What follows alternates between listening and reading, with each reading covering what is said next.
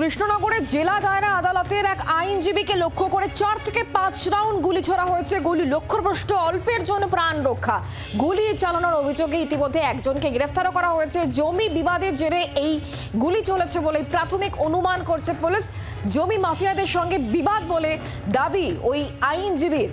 আমরা কথা বলবো অনুপ দাস এই মুহূর্তে আমাদের সঙ্গে রয়েছেন, আমাদের প্রতিনিধি সরাসরি। অনুপ, একজন আইনজীবীকে লক্ষ্য করে 4 থেকে 5 রাউন্ড গুলি চলা হলো, ওই আইনজীবীর বক্তব্য কি এবং এই ঘটনায় যাকে গ্রেফতার করা হয়েছে তার পরিচয় সম্পর্কে কি জানা যাচ্ছে, তার কাছ থেকে পুলিশ আর কি জানতে পারছে? অনুপ,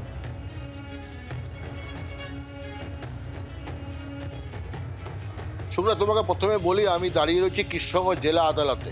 এই আদালতেরই কিন্তু একজন আইনজীবী, যে আইনজীবী নাম হচ্ছে সুমন ঘোষ, এবং এই সুমন ঘোষ তিনি কিন্তু এখানে যেমন প্র্যাকটিস করেন, এই কৃষ্ণনগর শহর লাগোয়া পানি নালা বলে একটা জায়গা রয়েছে, যে পানি নালাতে তিনি একটা জমি কিনেছিলেন এবং সেই জমিটার ওপর দিয়ে অন্য মাটি মাফিয়ারা যারা অন্য জমি থেকে মাটি নিয়ে ওই সুমন ঘোষের জমির ওপর দিয়ে নিয়ে যাচ্ছেন মাটি, এবং তাতেই কিন্তু সুমন ঘোষ বাধা দেয় যে আমার জমির উপর দিয়ে তোমরা কেন মাটি নিয়ে যাচ্ছ, এবং সেই নিয়েই কিন্তু এলাকার বিজয় ঘোষ নাম এবং তার সাথে বচসা বাঁধে, এবং বচসা হওয়ার পরেই 4-5 জন সঙ্গে ছিলেন এবং সেখানে সঙ্গেই কিছু আগ্নেয় অস্ত্র নিয়ে এসে এবং কিছু বোমাগুলি নিয়ে এসে এবং কয়েক রাউন্ড গুলি চালিয়েছে বলে অভিযোগ।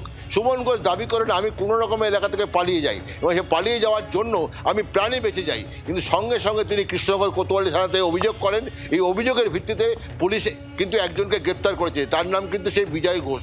এই বিজয় ঘোষ এই কৃষ্ণনগর জেলা আদালতে আনা হয়েছিল এবং সঙ্গে আর যেহেতু কোর্ট ছুটি, আগামীকাল থেকে কোর্ট স্বাভাবিকভাবে প্রেসার করে তোলা হয়েছিল।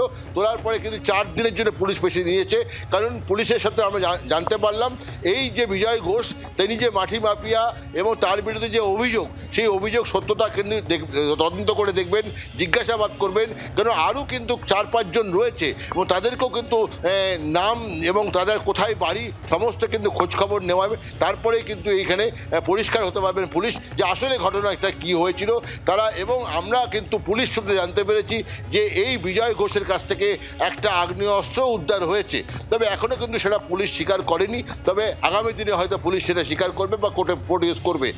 শুক্লা, এর আগে এই আইনজীবীর বিরুদ্ধে তিনি কি কোনো রকম অভিযোগ করেছিলেন এই আইনজীবী তার প্রাণ সংশয়ের বিষয়ে? কারণ তিনি বলছেন যে জমি মাফিয়াদের সাথে গন্ডগোল, তার জেরেই তার উপর গুলি চালানো হয়েছে। সে বিষয়ে তিনি আগে কোনো রকম আশঙ্কা কি হয়েছিল তার?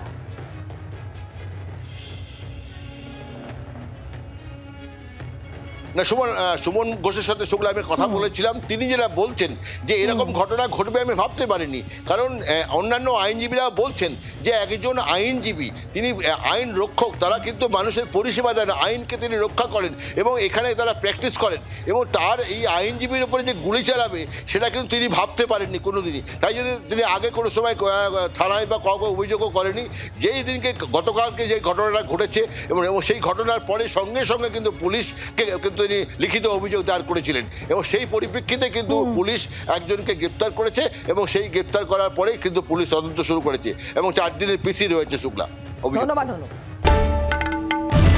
বাংলার আওয়াজ, বাঙালির আবেগ, জি 24 ঘন্টা।